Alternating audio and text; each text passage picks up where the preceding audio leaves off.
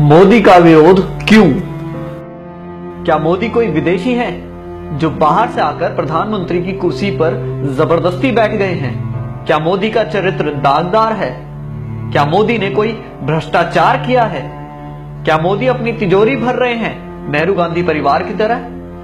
क्या मोदी का कोई बेटा, भतीजा, भाई, भौजाई जिसको वो लाभ देने में लगे हैं? क्या मोदी की विश्वसनीयता संदेह के घेरे में है? क्या मोदी राष्ट्र विरोधी कार्य कर रहे हैं? क्या मोदी कामचोर हैं? स्वयं से यह सवाल करने पर हर बार आपका मन जवाब देगा नहीं। तो फिर मोदी से एलर्जी क्यों? अल्पज्ञानी आरोप लगाते हैं कि राम मंदिर नहीं बनवाया, धारा 370 नहीं हटाई, पीडीपी से गठबंधन कर लिया, 15 लाख नहीं दिए, अच्छे दिन नहीं आए। आप ही बताएं कि क्या आपको हर विषय में 100% नंबर मिलते थे? क्या आप पहली नौकरी लगते ही घर खरीद लेते थे? आपने 5वां फ्लोर पहले बनाया था या फिर मजबूत नींव? गाड़ी में 5वां गियर पहले आता है या पहला? उदाहरण और भी जोड़ सकते हैं। कोई नहीं बताता कि अगर मोदी नहीं तो और कौन? कौन बना सकता है स्थायी सरकार? कौन बनवा सकता है राम मंदिर? कौन हटवा सकता है धारा 370? कौन करवा सकता है किसानों की सुरक्षा? कौन कर सकता है भारत की रक्षा? ये एक साजिश है लुटेरों की, ताकि आप फंस जाएं और इनको लूटने को मिले। मई 2014 से आज तक सारे चोर चुहार, देशद्रोही, आतंकी टाइप के लोग पगलाए हुए हैं। जरा सोचिए, अगर आपने आज मोदी का साथ नहीं दिया तो जैसे वाजपेयी सरकार के जाने के बाद सोनिया की गुलामी 10 साल करनी पड़ी थी, अब की बार शायद 100 साल से भी ज्यादा करनी पड़ेगी। खून के आंसू रोना पड़ेगा। एक बार जरूर सोचें। हमने अपने देश की बागडोर मोदी जी जैसे एक ऐसे मजबूत और ताकतवर व्यक्ति के हाथ में दी है जो देश के 125 करोड़ हिंदुस्तानियों के भविष्य के बारे में 24 घंटे सोचते हैं और उनके भविष्य को संवारने के लिए निरंतर कार्य कर रहे हैं। मीडिया और लोगों का विरोध सुनकर भी वे देश के भविष्य के लिए कार्य करते चले जा रहे हैं। वो अपने लिए नहीं, हमारे भारत के स्वर्णिम भविष्य के लिए जी रहे हैं।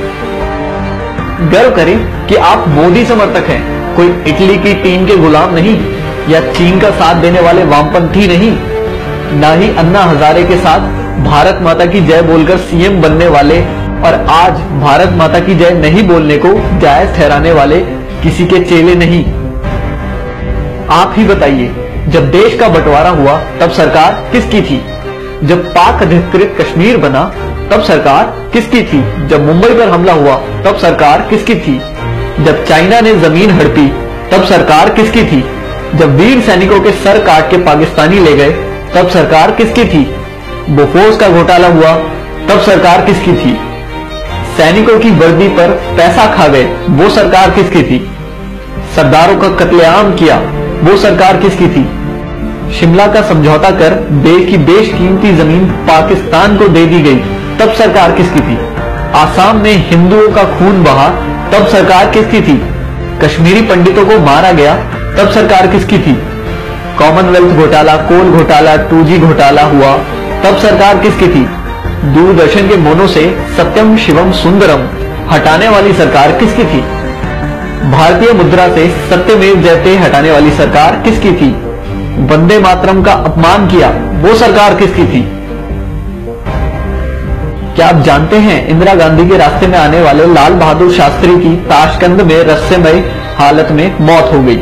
नेहरू के लिए खतरा बन रहे श्यामा प्रसाद मुखर्जी और दीनदयाल उपाध्याय की हत्या कर दी गई और पुलिस ने आज तक इस साजिश से पर्दा नहीं उठाया। राजीव गांधी के लिए चुनौती बन रहे वीर बहादुर सिंह की पेरिस में मौत हो गई, जबकि उनको हृदय की कोई समस्या ही नहीं थी। सोनिया गांधी के खिलाफ कांग्रेस अध्यक्ष का चुनाव लड़ने की 2 लोगों ने हिम्मत की, राजेश पायलट और जितेंद्र प्रसाद। राजेश पायलट की कार को एक रहस्यमय तरीके से ट्रक मारकर गायब हो गया और जितेंद्र प्रसाद बरेली के एक सर्किट हाउस में मर गए। इनसे पहले सोनिया को चुनौती देने वाले सीताराम केसरी को पार्टी से भगा दिया गया।